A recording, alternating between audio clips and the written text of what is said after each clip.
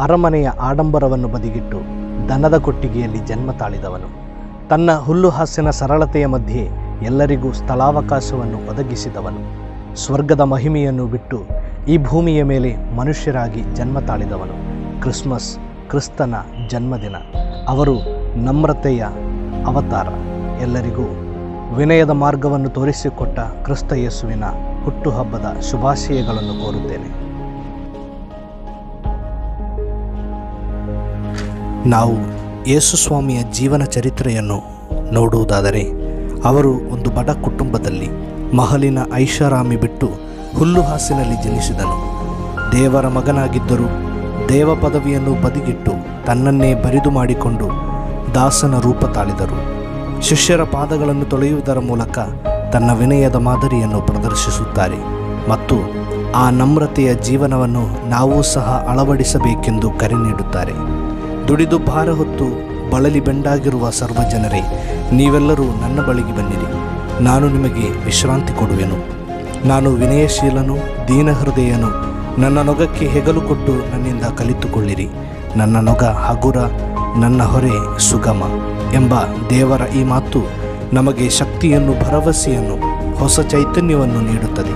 ಕಾರಣ ಅವರು ಹತಾಶ ಜೀವನಕ್ಕೆ ಭರವಸೆ ನೀಡಲು ಬಂದವರು, ಕತ್ತಲೆಯಲ್ಲಿ ವಾಸಿಸುವವರಿಗೆ ಬೆಳಕಾಗಿ ಬಂದವರು, ಪಾಪಿಗಳ ವಿಮೋಚನೆಗಾಗಿ ಬಂದವರು, ಎಲ್ಲ ಮನುಷ್ಯರ ರಕ್ಷಕನಾಗಿ ಅವತಾರಗೊಂಡವರು.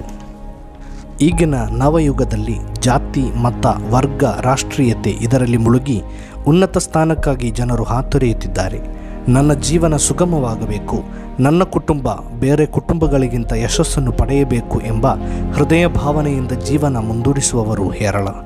ಜೀವನ ಹೈಟೆಕ್ ಆಗಬೇಕು, ಲೇಟೆಸ್ಟ್ ಫೋನ್, ಟೆಕ್ನಾಲಜಿ, ವಾಹನಗಳು, ಐಷಾರಾಮಿ ಜೀವನ ಇವು ಇಂದಿನ ಕನಸುಗಳು. ಆದರೆ ಕ್ರಿಸ್ಮಸ್ ನಮಗೆ ವಿಭಿನ್ನ ಮನಸ್ಥಿತಿಯನ್ನು ನೀಡುತ್ತಿದೆ. ಸಾಧಾರಣ ನಮ್ರತೆಯ, ಬಡತನದ, ಸಂತೋಷದ, ಯಶಸ್ಸಿನ ಹೊಸ ಸಂದೇಶ. ಪ್ರಿಯರೇ, ನಮ್ಮ ಜೀವನದಲ್ಲಿ ನಾವು ಮೂರನೇ ವ್ಯಕ್ತಿಯಾಗಬೇಕು. ಪ್ರಥಮ ಸ್ಥಾನವನ್ನು ದೇವರಿಗೆ ಮೀಸಲಾಗಿಡಬೇಕು. ಎರಡನೇ ಸ್ಥಾನವನ್ನು ನಮ್ಮ ಸಹೋದರ ಸಹೋದರಿಯರಿಗೆ, ಕೊನೆಯ ಸ್ಥಾನವನ್ನು ನಾವು ಬಯಸಬೇಕು.